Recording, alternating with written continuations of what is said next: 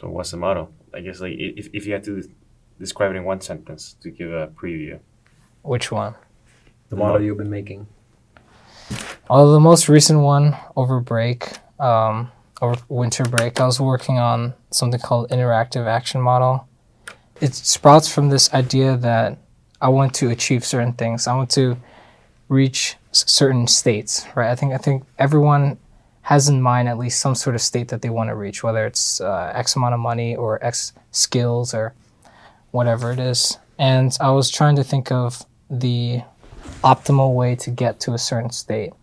So it started with this idea I had of, I didn't know it at the time, but what I was thinking of was kind of like a state diagram. I was back in last fall.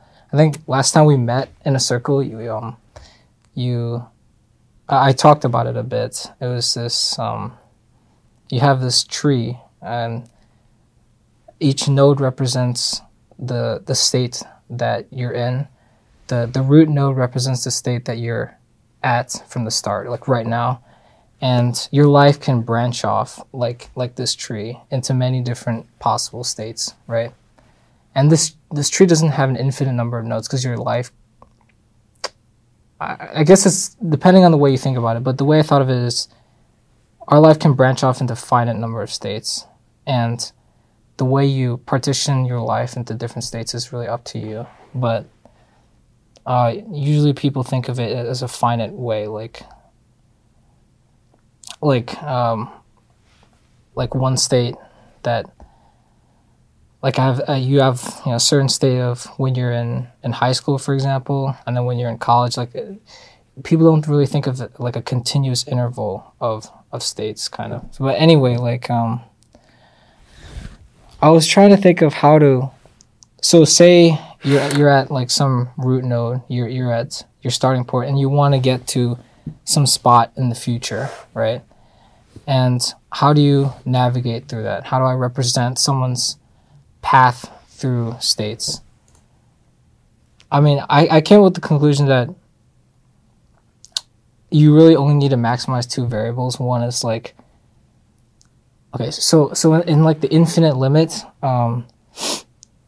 if you have perfect knowledge, right, you know about every single node, and you know about every single little connection, and you know exactly, mentally you know exactly what you need to do to get to where you want to be.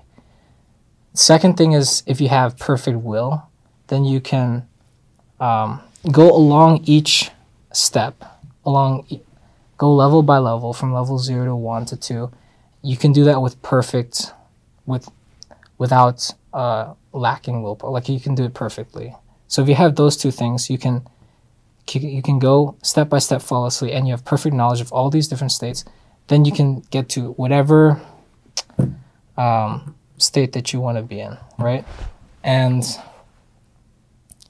so it started with that idea. I mean, now I think about it, it's kind of obvious. Like to get to where you need to go, you need to gain knowledge and work hard, right? It's kind of obvious. So those were your two variables that yes. you included. Yes. So work hard, or what was the variable name?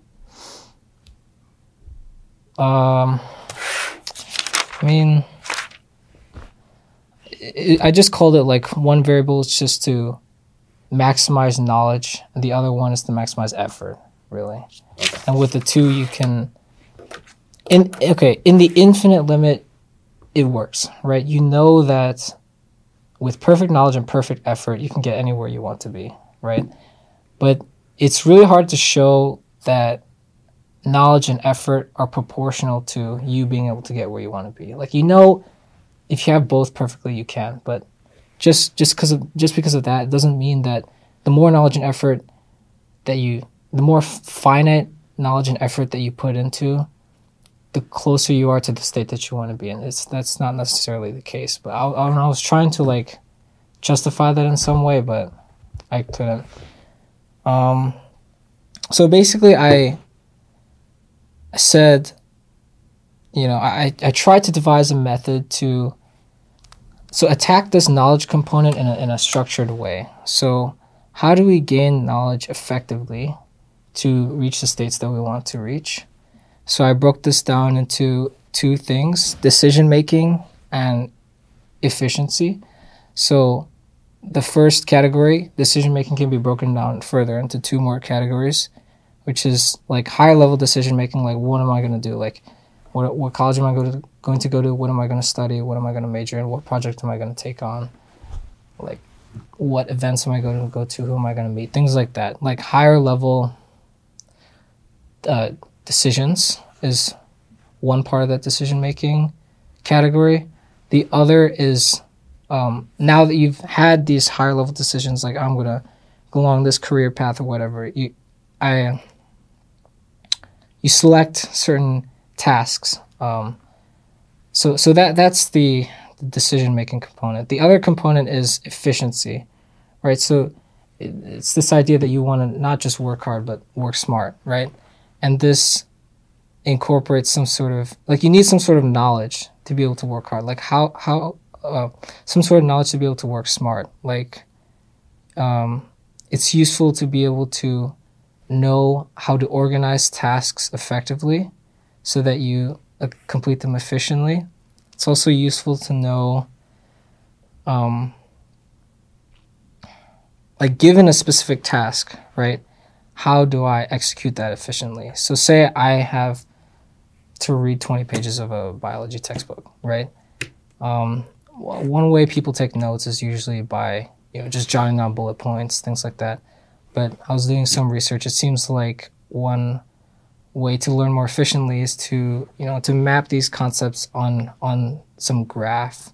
Use arrows to draw connections between concepts. And it's just easier for your mind to soak in ideas when it's not just in this linear, like, bullet point fashion. And that's one example of how to use your knowledge to gain knowledge of how to do things more efficiently. Those are the four different things, right?